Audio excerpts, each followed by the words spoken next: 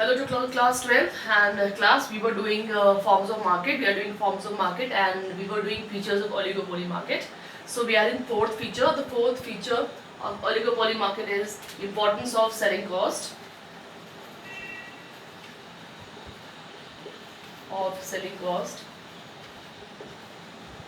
Now you all know that what is selling cost. Selling cost is the expenditure incurred by the firms on the things which can increase the sales of a product. So whatever techniques or whatever strategies a firm adopts to increase its sales volume are known as selling cost. Whatever expenditure is done on such things which helps in increasing the sale volume is known as selling cost. The examples could be expenditure on advertising, expenditure on door-to-door campaigning, or expenditure on some sort of discounts, or expenditure on free gifts with product. These all are the ways through which the sale of a product can be increased, through which the volume of sale can be increased. And the firms in oligopoly market, you know that firms in oligopoly market either produce similar goods, or they produce differentiated goods, right? So if similar goods are produced, same goods are produced without differentiation, then it is known as pure oligopoly. But if heterogeneous products are produced, that is product with differences are produced, then that is known as oligopoly with differentiation, with product differentiation. So as you know that it could be any type of market. So if the market is like similar type of goods, or if the market is like differentiated goods, if the oligopoly is oligopoly with the differentiated goods, then in that case it becomes very very important for the producers or for the firm to incur selling cost, because selling cost is a major way of fighting the competition. As all the firms are producing almost similar goods but with little differences, with different features. So in this case, what happens in this case, there is only one weapon with the producer, and that is selling cost. They can incur selling cost to increase their sales. And I told you the examples could be advertising is a very good example of selling cost. Then door-to-door campaigning or any sort of campaigning is a very good example. Then some sort of discounts or some sort of free gifts with the product are also the ways of increasing sales, and the expenditure on done these ways are known as selling cost. So selling cost is very important feature, right? And it's very important weapon to fight competition, right? Examples of selling cost are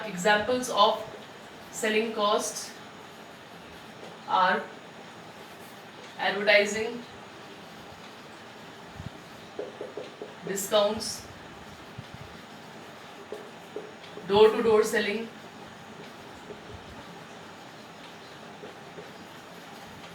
right? So these all the money spent on these all sort of things is known as selling cost.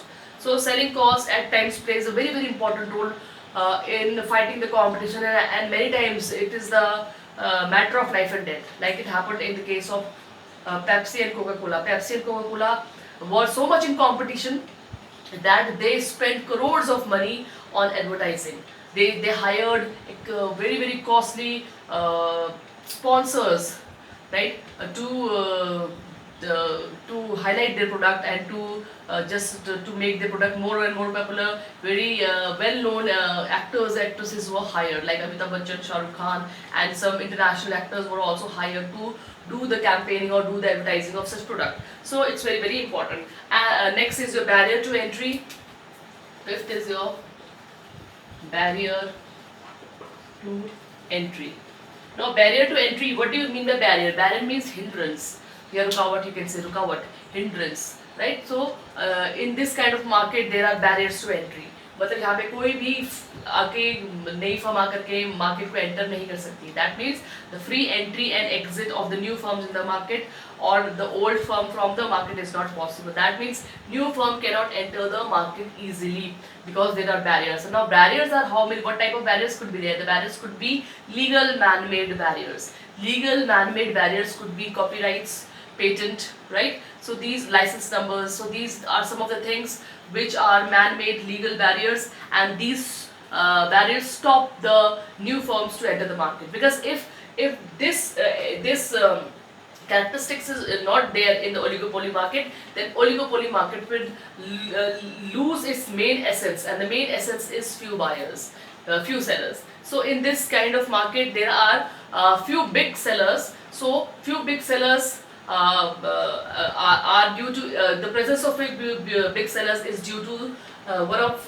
major reason is due to this barrier to entry. That means no new firms can easily enter the market. So let's read what's written here. They say the existence of oligopoly in the long run necessitates the existence of what? Effective barrier to entry. So effective barrier is there. If effective barrier is there, then only what? The main essence of oligopoly is there. That means less buyers, less big buyers. Few big buyers are there in oligopoly market. So this is possible only when there are barriers to entry.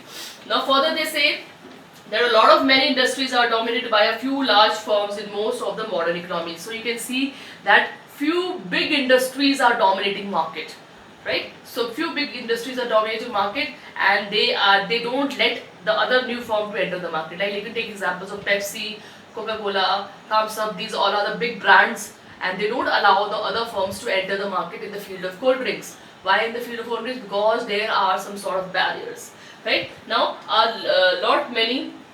now next is some major barriers to entry are economies of large scale production, cost of advantage of old firm, price cutting, control over import, patent rights, etc. I told you patent rights, copyrights could also be some of the major barriers which stop the new firms to enter the market. Right? These factors prevent the entry of new firms and preserve the oligopoly. So these are some of the examples which I gave you, which stop the new firms to enter the market and preserve the main nature of oligopoly. And what is the main nature of oligopoly? The main nature of oligopoly is that there are few big buyers, right? So the next, the sixth characteristic is,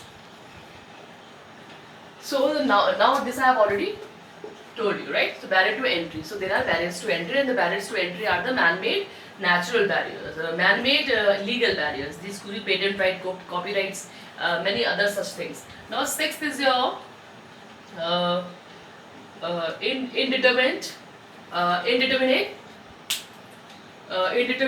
demand curve of an oligopoly.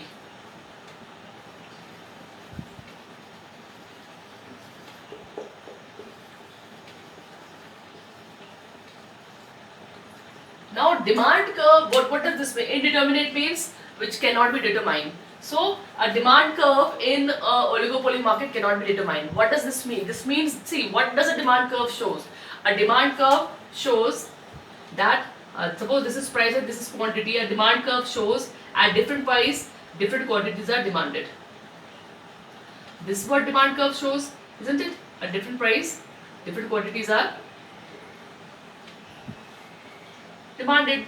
So they are saying in a oligopoly market, our demand curve cannot be determined. That means in a oligopoly market, it is not easy to determine demand curve. Because why? Because the reason is this: because whatever the action of one firm is, whatever the price policy or the output policy or whatever the action of the one firm is, that action, that policy affects the other competitor or the rival to a great extent. So it becomes very, very difficult for a person to make a demand curve, because as soon as, suppose if there are A and B, two competitors are there in oligopoly market, or you can just say C also.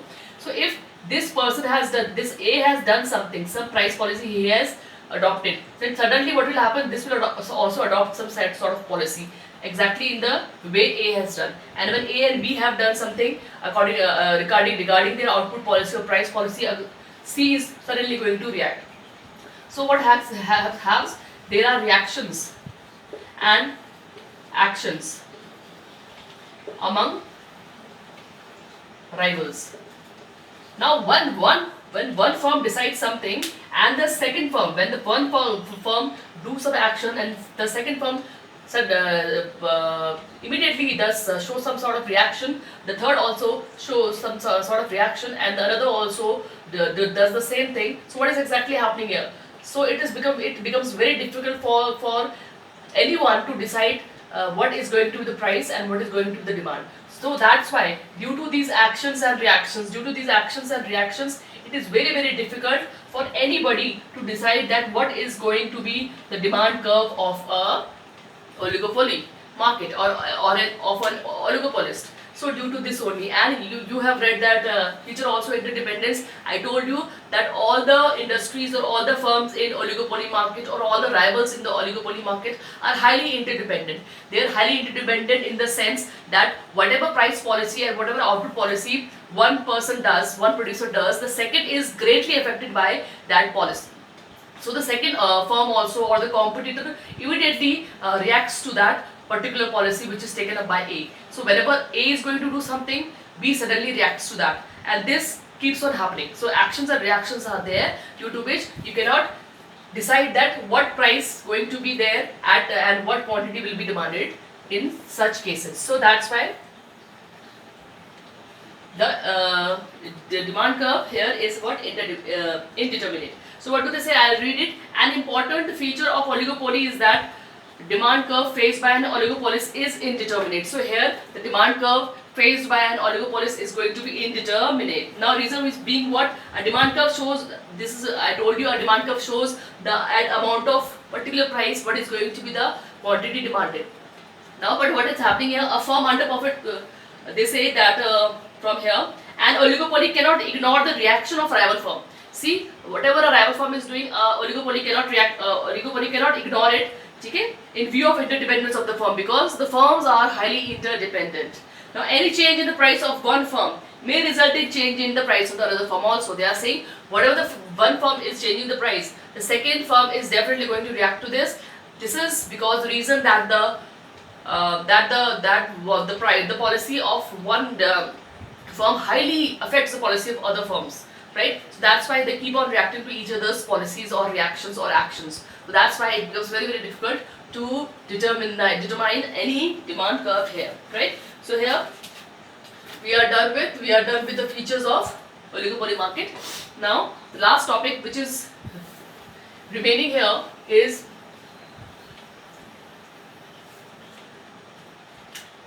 monopsony.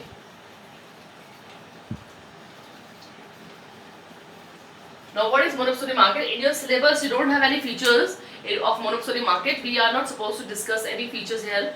Only meaning is important. So in your syllabus only meaning is there. If they ask you this question, they will hardly ask for only 2 marks. So what is monopsony? Monopsony market is a market. The characteristic is that monopsony market there is only single buyer or a single agency So there is going to be a single buyer here or a single agency, and seller could be one or few, and the seller could be one or few. So in this sort of market, what happens? In this sort of market, there is only single buyer or a single agency, and the seller could be one, two, or few, right? And the buyer or agency has a great control over price. Now due to this characteristics, due to the first characteristics, there is going to be a great control over the price by the buyer. So buyer is going to get hold of of the price greatly because there is no other buyer of that product. Now the example as given in your book, that the train wagons or train engines are made only by few sellers, right? Whatever the train engines sellers requires, train engines or train wagons or train tracks are produced by only few sellers. So the sellers are few, but the purchaser is only one, that is Government of India, that is the Railway Department. So no other person or no other agency is going to purchase railway stuff. Why? Because there is nothing for them to do with those stuff. So only the Railway Department is going to purchase it. So the purchaser is only single, that is Railway Department in this case, and the seller could be few. those who are producing railway tracks or railway wagons or railway engines. So this is a very good case. So here in this case, what is happening? There is a single buyer, so he got a very substantial control over the price. Now one more thing. Now such single buyer nearly purchased whole of the product. So whatever product is produced by the seller, the purchaser usually they purchase whole of the product. That means if somebody is producing, some seller is producing railway wagons or railway tracks, so the railway department, what is going to do? Railway department is going to purchase the whole of the railway stuff or railway engines, right? So in this case, this is enough for you to read about monopsony. We don't have any characteristics of monopsony. There is no need to read any characteristics in detail. So these certain points are going to work for monopsony, because they are going to ask about monopsony not more than 2 marks. So you should know what monopsony is all about. So this is what monopsony is all about, and in case you want to know more, you can read the paragraph given in your book. So here we are almost done with the chapter. So here monopsony market, this much is going to be enough. You can read it certain things from the book also about regarding this, right? So now we can discuss about some of the comparisons. They are saying there is a comparison table, right? If you just see comparison table in short, then it's going to be this is going to be basis, this is perfect competition, this is here it's given sequence. You will see monopoly, monopolistic, oligopoly. If we see the first basis is number of sellers, right? So here the number of sellers is large, here single seller, here large, here few, right? So this is first. Here you have large, here you have single, here you have fairly large, and here you have few sellers. Now when you talk about buyers, here you have second is your buyers. So it's large, here large, here also you're going to have relatively large, and here again you have buyers is single buyer is there, right? Nature of product, if you just talk about product ka nature kya hai. Now when you talk about product ka nature, so the product of nature is going to be, so nature of product, here the nature of product is homogeneous products are there. Here you have here I told you about what, here you're going to have same product, one product is going to be here. So when we talk about same product and one product, that is again homogeneous. Here is differentiated products for there, right? And in your oligopoly market, it could be homogeneous or differentiated, right? Then if you talk about further knowledge, when you talk about knowledge to whom? Knowledge to buyers and sellers. So perfect knowledge. So here you have perfect knowledge, some knowledge, here you have some knowledge, some, here also you have some, and here also you have some knowledge, right? Entry and exit. 5 is going to be entry and exit. Here you have free, here you have restricted entry, here you have free, here you have restricted. That means when I say restricted, that means not easy to enter, or you can say close, or you can say it's close entry, close, no you cannot enter. Here also you can write close. Alright, so these are 5 differences, and same way you have been given more differences. If you just talk about it, the 6 differences market power. So here no market power. If you just talk about market power, so no power, here you have full power, right? Here they are having partial power. In monopoly is slight power, here significant, significant power है ना. Power के बारे में बात हो रही है, तो किस पावर से मतलब क्या है? प्राइस पे कंट्रोल के बारे में बात हो रही है, ठीक है. Nature of influence on price, अगर प्राइस के इन्फ्लुएंस ऑन प्राइस इन्फ्लुएंस कितना होगा? यहाँ पे बिल्कुल भी प्राइस इन्फ्लुएंस नहीं है, ठीक है. बिल्कुल प्राइस इन्फ्लुएंस नहीं है, यहाँ पे प्राइस मेकर है, यहाँ पे क्या है, प्राइस मेकर है, ठीक है। आगे जाकर के क्या प्राइस मेकर है, ये भी हल्का फुल्का प्राइस मेकर है, पर है, and they are also price maker. These are 7 differences that we have done. You have around 11. Then relationship between AR and MR we have done. Nature of profit, they can say normal profit, abnormal profit. These all things. If you have problem, you can ask me, because the video is almost of 20 minutes, not more than 20 minutes. My mobile sports. So here is what I'll end. And we are ended with the chapter. Lesson number 9 is finished, and our macroeconomics also finished. Soon we'll be starting with macroeconomics. So till then, keep completing your work, stay at home and stay healthy.